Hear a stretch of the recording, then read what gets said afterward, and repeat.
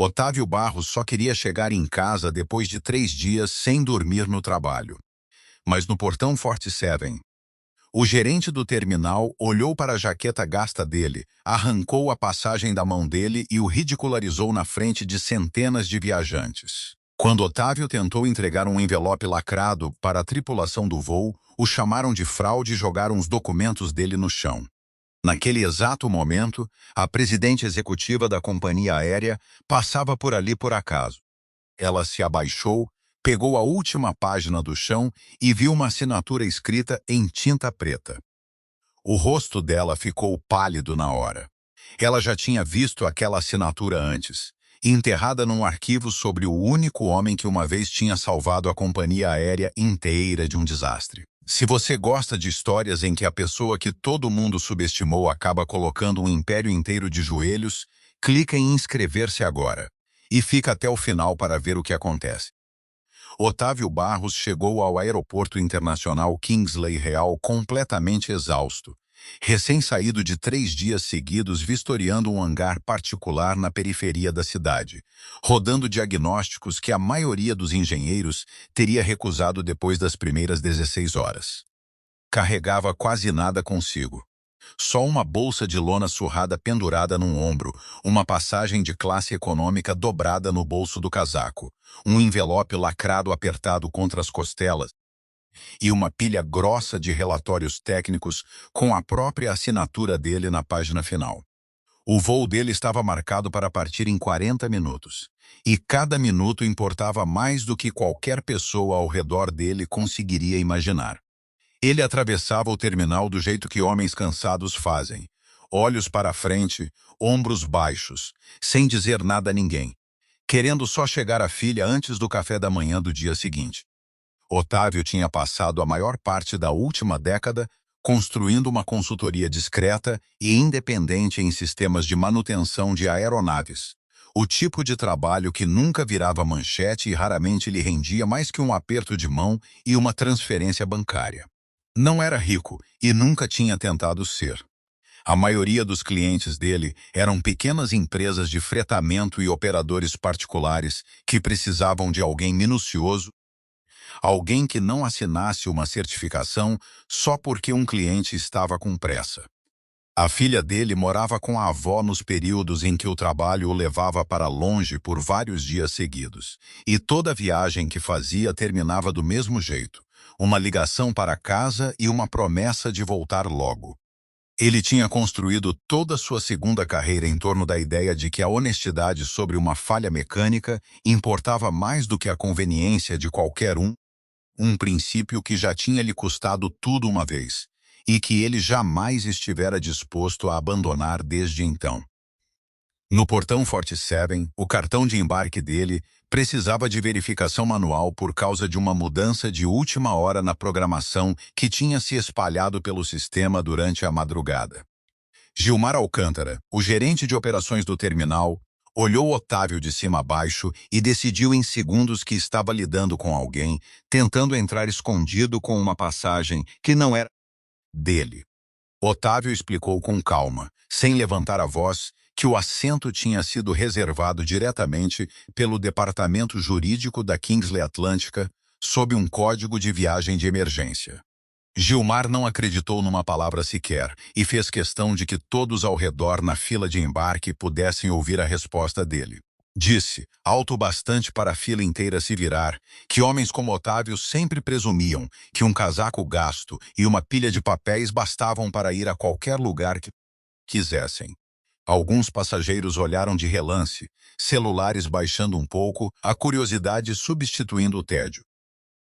Vanessa Coutinho, a supervisora de atendimento ao cliente, parada ao lado de Gilmar, deu um passo à frente e ordenou que Otávio saísse da fila imediatamente, tratando-o como se já tivesse causado uma cena em vez de simplesmente feito uma pergunta. Otávio não discutiu e não levantou a voz, embora algo se apertasse atrás dos olhos dele enquanto tentava mais uma vez se explicar. Disse, o mais claramente que conseguiu, que o envelope na mão dele dizia respeito à segurança da própria aeronave estacionada ali fora, no pátio, e que o tempo não estava a favor deles.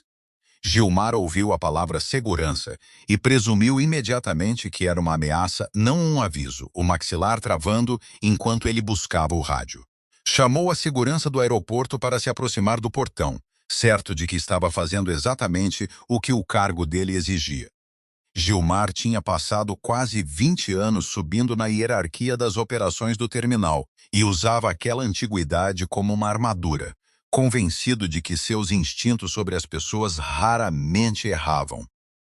Tinha sido preterido para um cargo de liderança regional no ano anterior, uma mágoa que nunca tinha superado direito, e vinha ficando cada vez mais determinado a se provar indispensável para quem quer que estivesse observando lá de cima.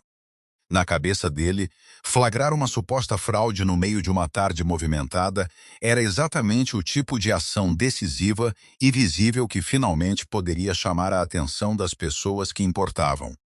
Pegou a passagem de Otávio e a examinou com suspeita teatral, virando-a como se procurasse uma falsificação que não existia. Notou uma anotação interna de prioridade na passagem, mas nenhuma designação de classe executiva correspondente. E aquela incoerência, na cabeça dele, confirmou a pior suposição, que Otávio tinha explorado de algum jeito uma conexão que não merecia. Sem mais discussão, Gilmar rasgou o cartão de embarque impresso ao meio e instruiu a atendente do portão a cancelar completamente o assento de Otávio, a voz carregando a satisfação de um homem que acreditava estar protegendo algo importante. Vanessa perguntou a Otávio, quase debochada, se ele algum dia realmente tinha trabalhado para a companhia aérea, esperando que a pergunta o envergonhasse até o silêncio. Otávio respondeu simplesmente que não trabalhava mais lá, e a honestidade na voz dele só fez a multidão ao redor rir. Gilmar aproveitou o riso e insistiu ainda mais, sugerindo que Otávio provavelmente era um ex-funcionário de manutenção demitido anos atrás, que agora vagava pelos aeroportos fingindo importância. Otávio avisou, sem raiva, que se o voo 218 saísse do portão antes que o comandante revisasse o que estava dentro daquele envelope, a companhia aérea poderia se arrepender ainda naquele mesmo dia. Gilmar esticou a mão e arrancou o envelope das mãos de Otávio antes que ele terminasse a frase. E na disputa que se seguiu, a pilha inteira de relatórios escapou e se espalhou pelo chão de ladrilhos. Dezenas de páginas se abriram em leque sob os pés dos passageiros esperando. Algumas páginas se amassaram instantaneamente sob sapatos descuidados, enquanto as pessoas contornavam a confusão sem pensar duas vezes.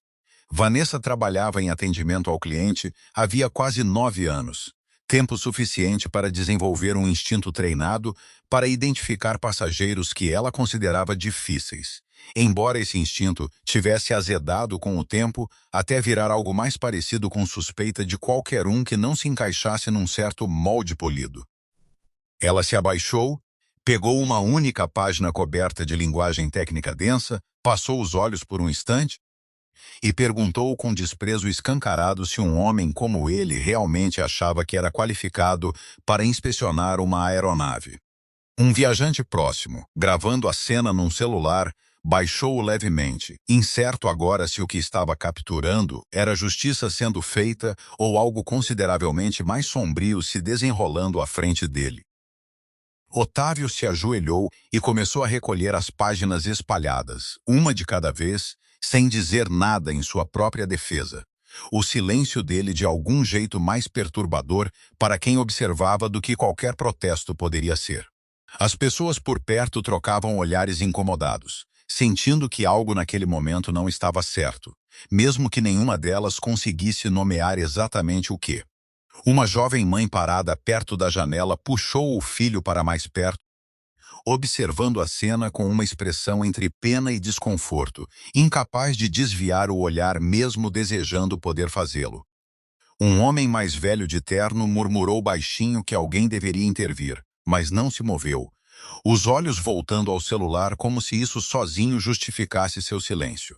Ninguém naquela multidão de estranhos sabia que o homem ajoelhado, recolhendo páginas arruinadas por pisadas descuidadas, Segurava nas mãos exatamente o tipo de aviso que uma vez tinha determinado se centenas de pessoas voltariam em segurança para suas famílias. Quando Otávio terminou de recolher as últimas páginas, Gilmar se virou para os seguranças que tinham acabado de chegar e mandou escoltá-lo para fora da área de embarque por completo. Naquele exato instante, um pequeno grupo de executivos seniores se aproximou vindo da direção do lounge privado, andando no ritmo inconfundível de gente que administra o prédio, não apenas o atravessa. Liderando o grupo estava Serafina Kingsley, presidente executiva da Kingsley Atlântica, vestida num terno escuro e alinhado que parecia impor silêncio onde quer que ela caminhasse. Serafina tinha assumido a presidência executiva quase 4 anos antes, herdando uma empresa que carregava tanto o legado da família dela, quanto a pressão crescente de uma indústria competitiva se recuperando de anos de turbulência. Tinha passado aqueles 4 anos tentando modernizar as operações enquanto lidava com investidores céticos que questionavam se alguém tão jovem conseguiria pilotar uma companhia aérea por um período tão exigente. Os meses recentes tinham trazido uma sequência de pequenos incidentes técnicos pela frota. Nada catastrófico, mas o bastante para atrair escrutínio indesejado de reguladores e abalar tanto funcionários quanto acionistas. Ela tinha vindo ao terminal naquela tarde para uma inspeção não anunciada do voo 218, a primeira rota da frota a operar sob um programa de manutenção recém-implementado que carregava o nome da família dela e a reputação pessoal dela. A princípio não tinha notado Otávio, a atenção fixa numa tela mostrando métricas de partida enquanto atravessava o saguão com 2 assistentes atrás.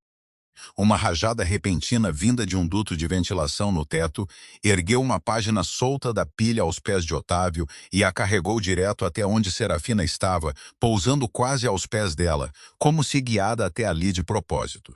Ela parou, se abaixou sem pensar 2 vezes e pegou a página por puro reflexo, o tipo de cortesia automática que vem de anos atravessando espaços públicos lotados. O que ela viu naquela única folha a paralisou.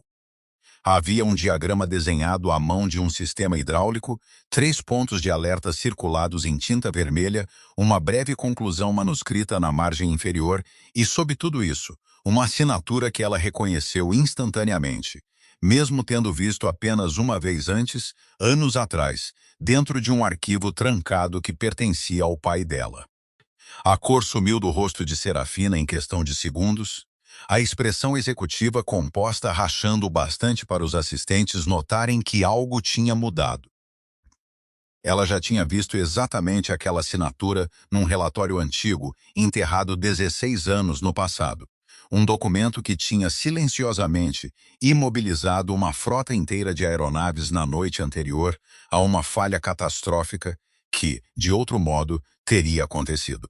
Segundo o registro oficial da empresa, aquele relatório histórico tinha sido assinado coletivamente por uma equipe de engenheiros trabalhando sob contrato, uma narrativa arrumadinha que tinha satisfeito reguladores e membros do conselho por mais de uma década.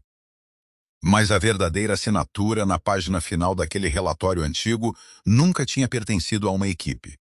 Pertencia a uma única pessoa, e só uma. Um nome que tinha praticamente desaparecido da história interna da empresa no momento em que ele deixou o prédio pela última vez. Otávio Barros. Serafina se virou devagar, os olhos indo da página na mão dela para o homem ajoelhado no chão, ainda flanqueado por 2 seguranças uniformizados, esperando uma ordem para removê-lo. Quem exatamente deixou cair essa pilha de papéis no chão do terminal?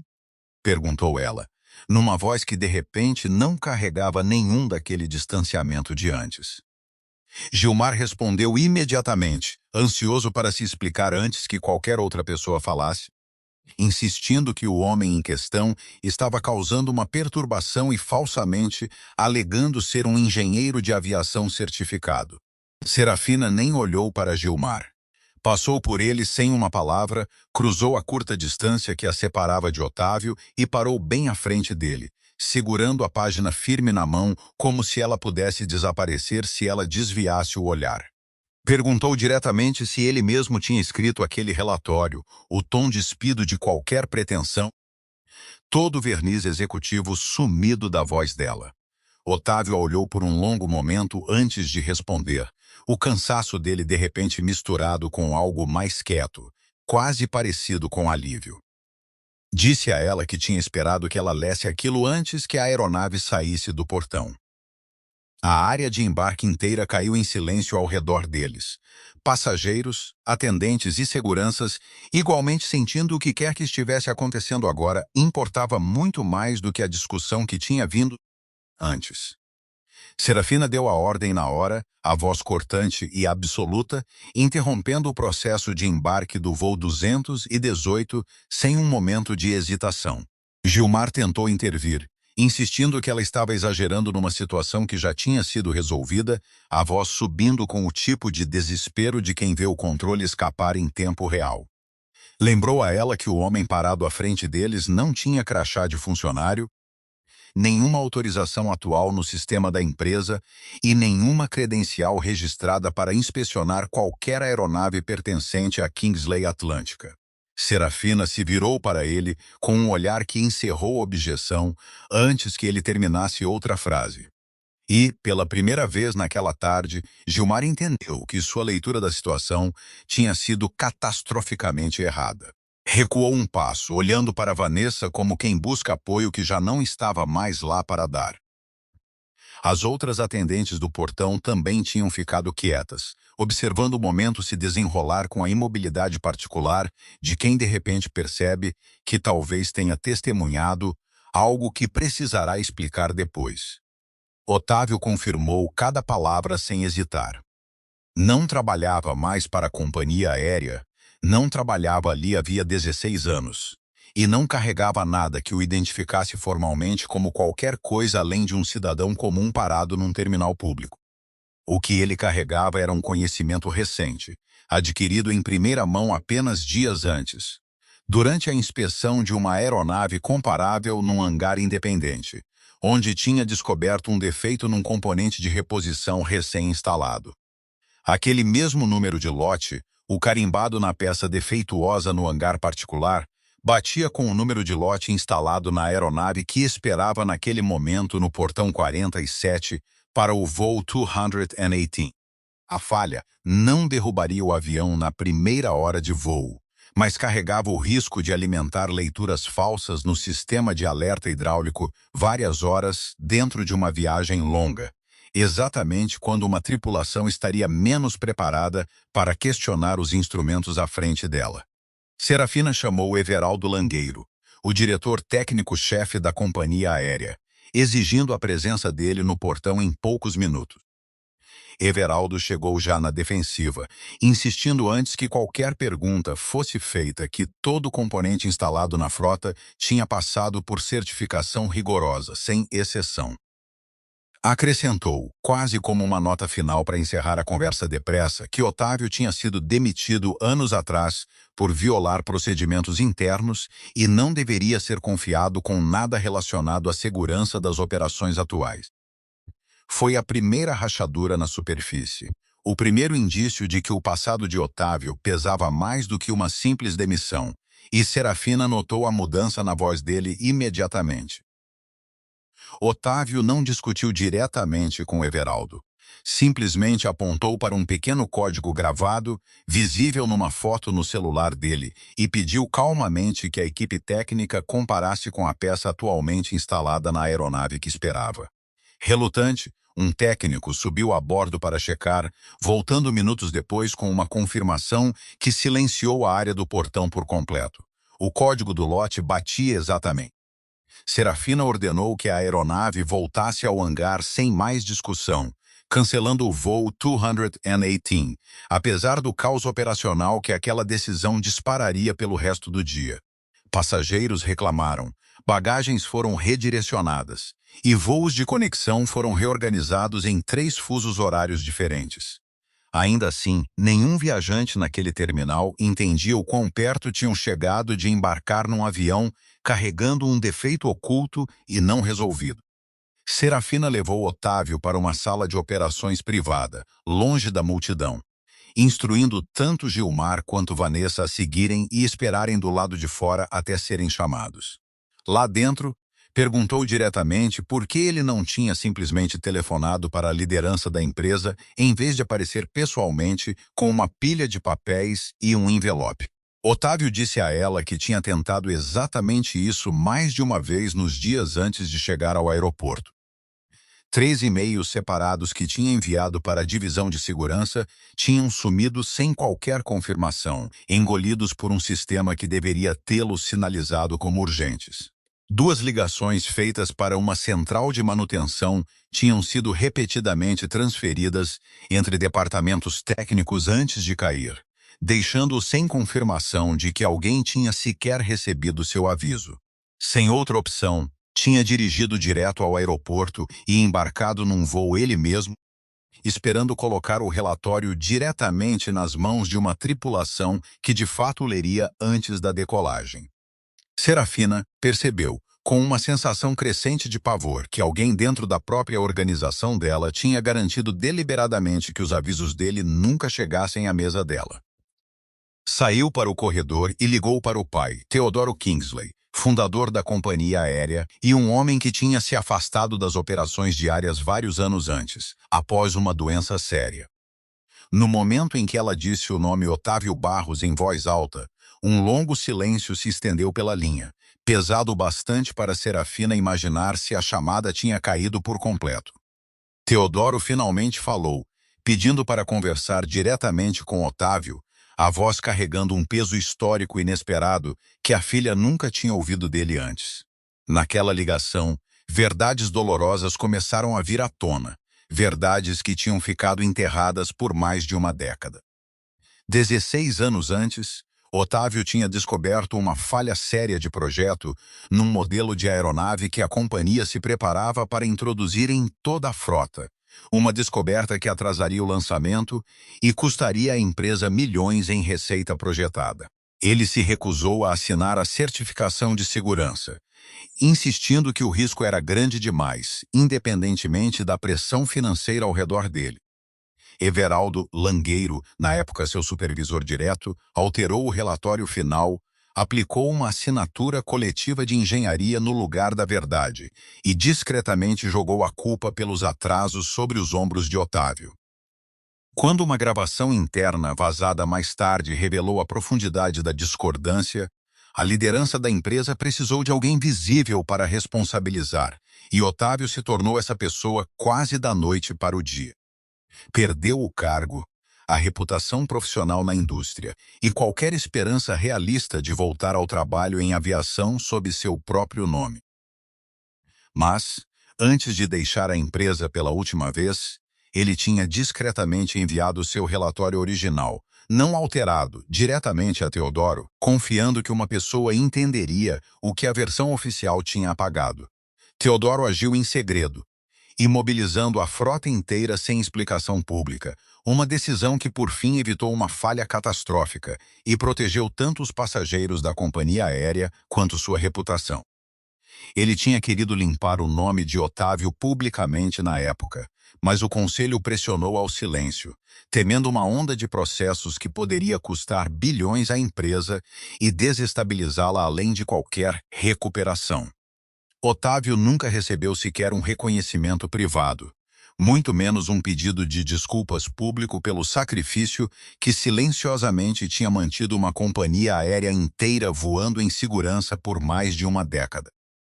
Teodoro explicou, a voz mais fraca do que a filha lembrava, mas não menos firme, que tinha tentado mais de uma vez ao longo dos anos reabrir o caso de Otávio discretamente por canais privados, só para ser barrado toda vez por conselheiros que insistiam que o assunto ficaria melhor enterrado. Descreveu o jovem engenheiro que lembrava de 16 anos antes, um homem mal chegando aos 30 e poucos que tinha entrado no escritório dele sem ser convidado e apresentado uma pilha de cálculos que ninguém mais tinha se disposto a contestar. Teodoro lembrou como Otávio tinha recusado toda a oferta de uma rescisão discreta adoçada com um acordo de confidencialidade, escolhendo em vez disso simplesmente desaparecer da indústria em vez de assinar seu nome numa versão dos fatos que sabia ser falsa. Admitiu, com o que soava como remorso genuíno, que se afastar daquela luta tinha sido a única decisão de toda a sua longa carreira que nunca conseguira se perdoar por ter tomado. Serafina escutou em silêncio, percebendo que o pai que achava conhecer completamente vinha carregando esse peso sozinho havia mais tempo do que ela mesma comandava a empresa.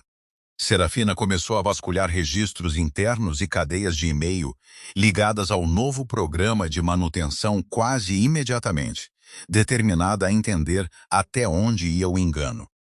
Descobriu que Everaldo tinha aprovado o fornecedor atual de peças sem completar as rodadas exigidas de avaliação independente, cortando o caminho num processo destinado a proteger os passageiros acima de tudo. Vários documentos de certificação pareciam duplicados em vez de verificados de forma independente, copiados de arquivamentos mais antigos e discretamente reaproveitados para economizar tempo e dinheiro. Relatórios de feedback de engenheiros de campo, sinalizando preocupações iniciais sobre os novos componentes, tinham sido apagados do arquivo compartilhado, apagando qualquer traço formal de dissenso interno. Os e-mails originais de Otávio, os que ele achava que simplesmente tinham sumido num sistema quebrado, na verdade tinham sido redirecionados manualmente para uma pasta descartada, sob uma diretriz permanente que já existia antes mesmo de sua chegada ao aeroporto semanas atrás. Gilmar veio a se descobrir, tinha recebido a instrução explícita de impedir que qualquer pessoa carregando documentação técnica chegasse a uma tripulação de voo, a menos que essa documentação passasse primeiro pelo próprio departamento de Everaldo. Gilmar começou a desmoronar sob o peso do que tinha feito, admitindo, a voz trêmula, que Everaldo tinha prometido a ele uma promoção para um cargo de liderança regional se ele mantivesse os voos partindo no horário, não importava quais reclamações surgissem pelo caminho. Vanessa admitiu separadamente que tinha visto o nome de Otávio numa lista interna de alerta meses antes, acompanhado de uma nota descrevendo-o como um ex-funcionário hostil que deveria ser tratado com suspeita se aparecesse. Otávio finalmente entendeu que Everaldo vinha discretamente rastreando o nome dele e monitorando seu possível retorno havia anos, antecipando exatamente esse tipo de confronto muito antes de ele acontecer. Serafina confrontou Everaldo diretamente numa reunião de emergência convocada dentro de uma hora, espalhando cada documento descoberto sobre a mesa entre eles, sem uma palavra de preâmbulo. Everaldo negou tudo, insistindo que Otávio era simplesmente um ex-funcionário amargo buscando vingança contra a empresa que o tinha demitido tanto tempo atrás. Otávio não levantou a voz nem discutiu emocionalmente o ponto. Em vez disso, descreveu um único detalhe técnico que só o arquiteto original do programa de manutenção saberia. Um caminho de dados oculto, projetado para preservar históricos genuínos de alerta, mesmo quando o relatório principal fosse alterado ou substituído.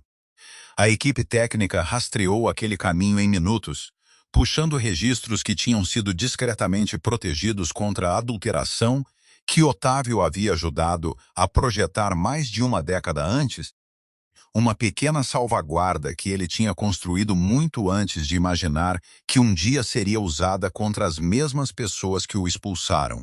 A técnica-chefe que descobriu o caminho depois admitiu que nunca soubera que o sistema de backup existia, presumindo que fosse apenas um arquivo redundante deixado de uma versão mais antiga do software.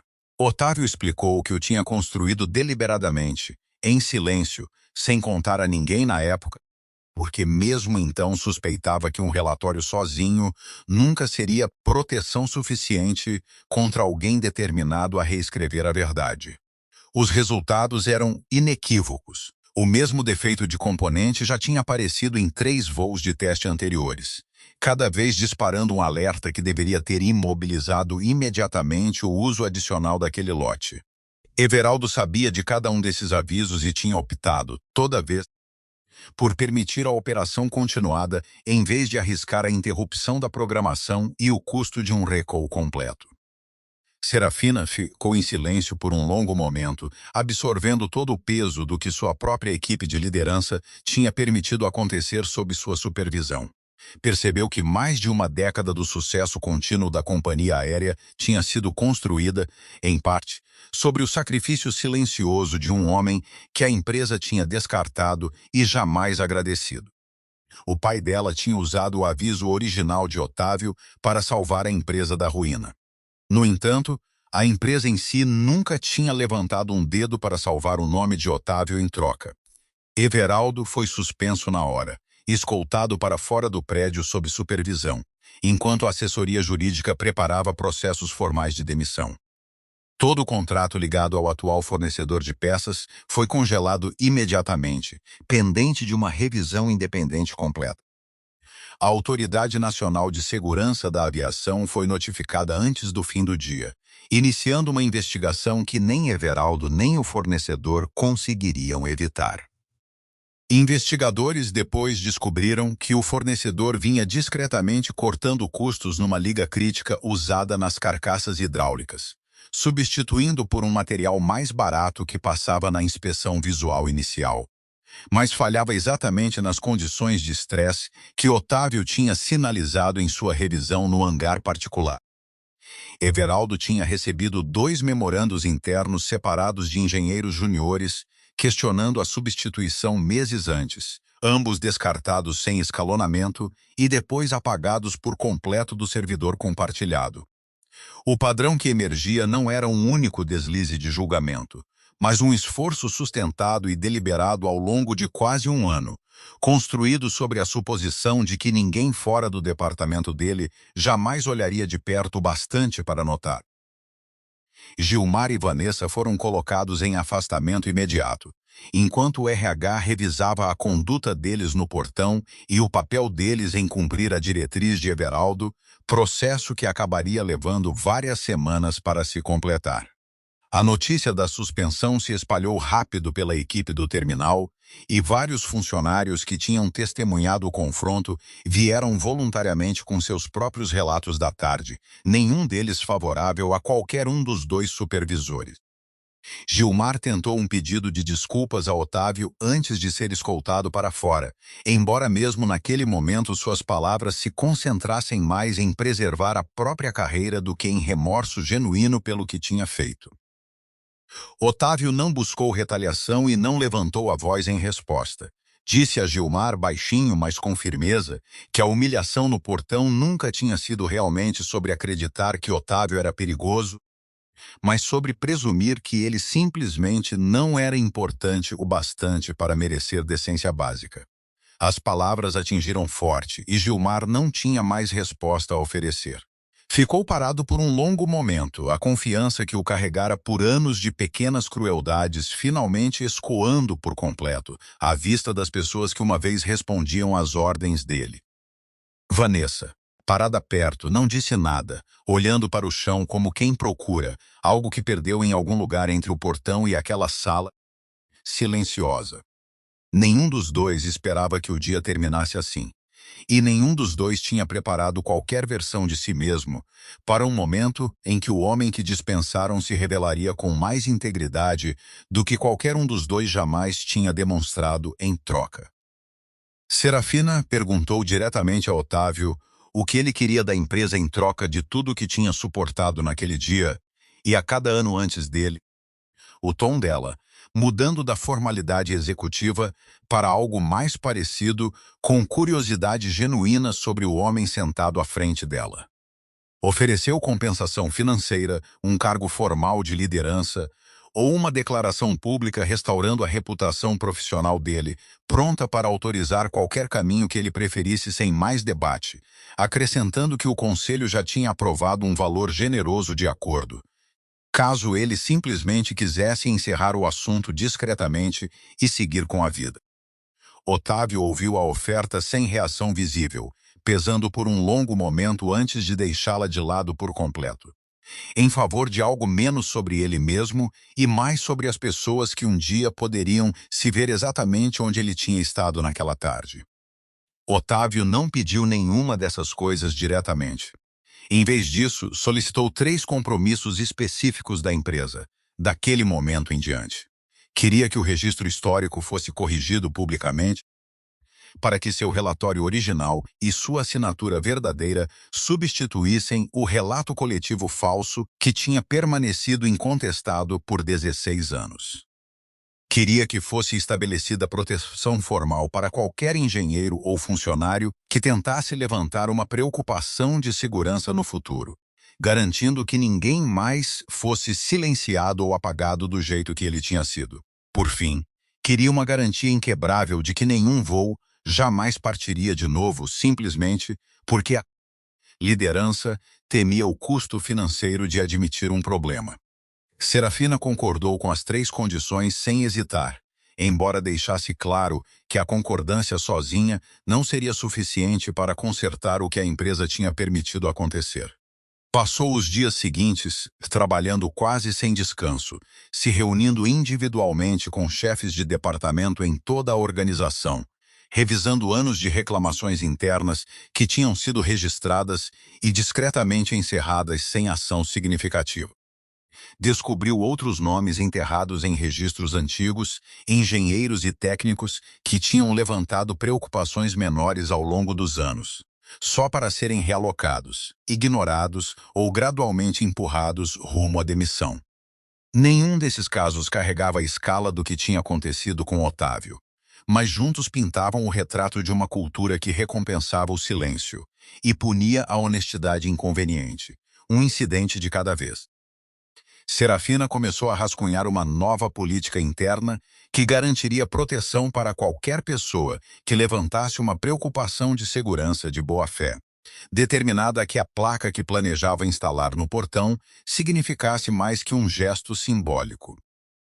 Uma semana depois, a Kingsley Atlântica convocou uma reunião de emergência, reunindo o conselho de administração completo, representantes do sindicato dos pilotos, engenheiros seniores e membros da imprensa.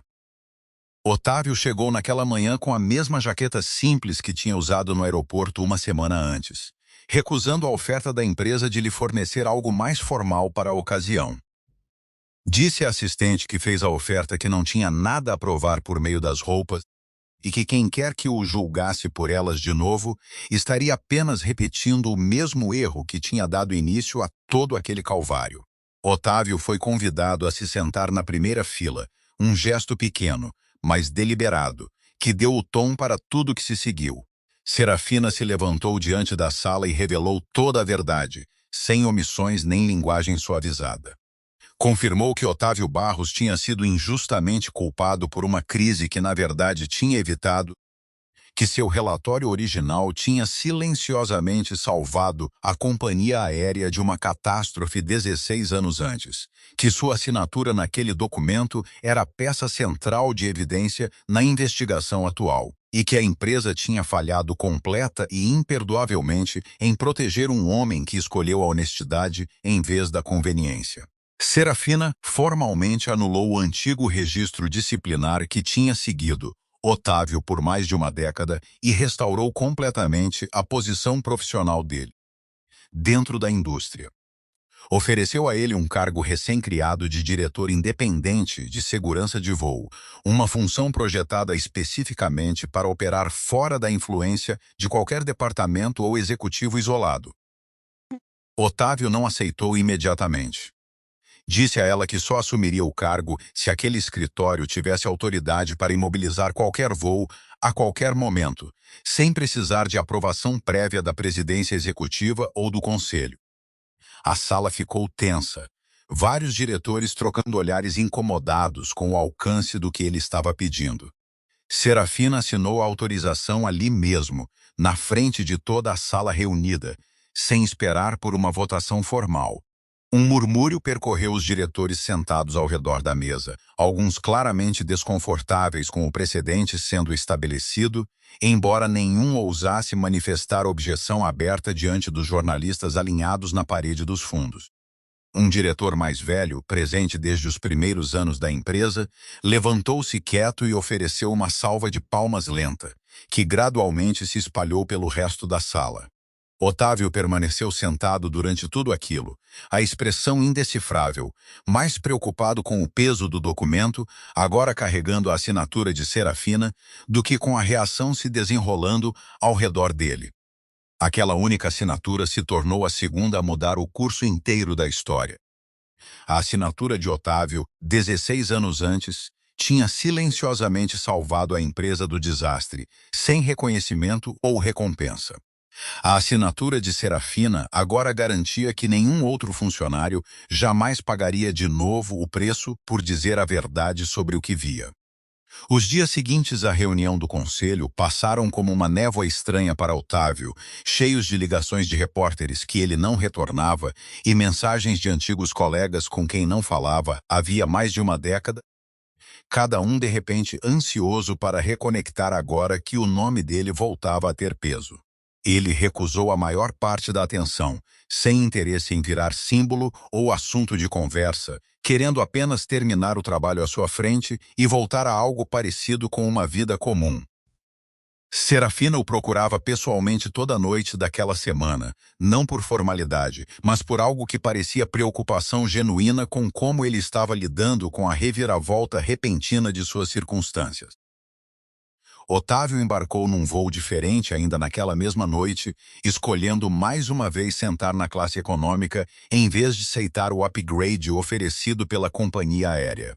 Serafina o acompanhou pessoalmente até o portão, sem fotógrafos presentes e nenhuma cerimônia organizada para o momento. Devolveu a ele a pilha original de relatórios, cuidadosamente alisada e protegida dentro de uma pasta limpa. A página final ainda carregando a assinatura inconfundível dele em tinta preta. Disse a ele que o pai dela uma vez tinha dito que certas assinaturas valiam mais que uma empresa inteira, e que ela só agora estava começando a entender exatamente o que ele quis dizer com isso. Otávio respondeu que uma assinatura sozinha significava pouco, que o que realmente importava era se alguém mais tinha coragem de lê-la antes que fosse tarde demais. Serafina considerou aquilo por um momento. Depois admitiu que quase tinha passado direto por ele inteiramente naquela tarde, distraída por uma agenda cheia de reuniões que tinham parecido urgentes na época e agora pareciam quase sem sentido em comparação. Disse a ele que pretendia manter a nova divisão de segurança totalmente independente pelo tempo em que liderasse a empresa, independentemente da pressão do conselho ou das prioridades financeiras mutantes nos anos futuros. Otávio agradeceu por isso, embora deixasse claro que ficaria de olho para ver se a promessa se sustentaria depois que a atenção inicial diminuísse e a empresa voltasse ao ritmo comum, acrescentando baixinho que promessas feitas no brilho de uma manchete eram fáceis, enquanto promessas cumpridas um ano depois, quando as câmeras já tivessem ido embora, eram as únicas que de fato importavam. Enquanto o avião dele decolava naquela noite, ele ligou brevemente para casa, mantendo a conversa curta e simples. A voz da filha chegou calorosa e familiar do outro lado da linha, perguntando só se ele chegaria a tempo do café da manhã. Ele prometeu que sim, e pela primeira vez em 3 dias exaustivos, a voz dele carregava algo perto da paz. Ela perguntou, do jeito fácil que as crianças perguntam, se ele tinha feito uma boa viagem, e ele disse a ela, honestamente, que tinha começado mal, mas terminado melhor do que jamais poderia ter esperado.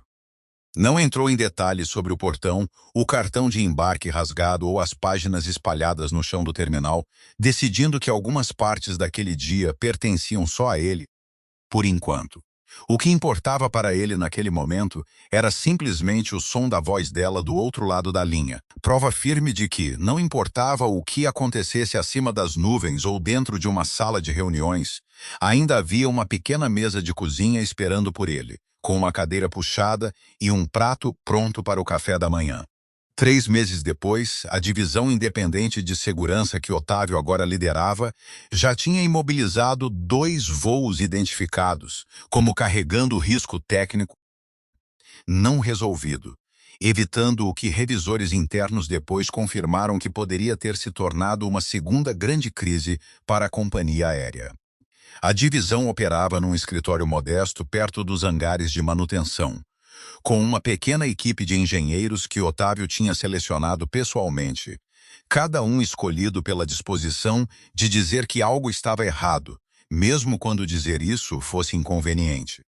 Ele mantinha a porta aberta durante o expediente, um gesto pequeno que, ainda assim, mudava a cultura ao redor dele, encorajando a equipe júnior a trazer preocupações que antes poderiam ter guardado em silêncio por medo. A notícia do que tinha acontecido no portão 47 se espalhou devagar pela empresa, não como fofoca, mas como algo mais próximo de um entendimento compartilhado, um acordo silencioso de que as coisas seriam conduzidas de outro jeito daquele momento em diante. Gilmar foi formalmente demitido após a conclusão da investigação interna sobre a conduta dele no portão. Vanessa permaneceu empregada num cargo reduzido, após completar um programa obrigatório focado em conduta profissional e tratamento de passageiros. Everaldo enfrentou processo formal por falsificar documentação de segurança e ocultar deliberadamente defeitos conhecidos, tanto de reguladores quanto da liderança da empresa. No portão 47, a companhia aérea instalou discretamente uma pequena placa perto do balcão de embarque, um lembrete permanente, fácil de passar despercebido, a menos que alguém parasse tempo bastante para lê-lo. A placa dizia simplesmente que nenhuma programação, título ou margem de lucro jamais teria permissão de pesar mais que a segurança e a dignidade humana básica dentro das paredes daquela companhia aérea. Serafina tinha insistido em escolher aquela redação exata ela mesma, rejeitando vários rascunhos preparados pela equipe de comunicação que lhe pareciam polidos demais, seguros demais, fáceis demais de esquecer na correria das viagens diárias. Queria algo simples o bastante para que qualquer um, ao levantar os olhos do próprio cartão de embarque, entendesse na hora, sem precisar de uma história ou explicação para entender o que significava.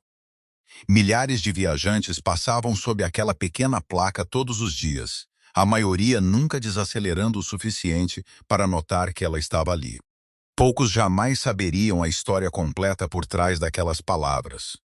O homem cansado com o casaco gasto, o cartão de embarque rasgado, os papéis espalhados no chão.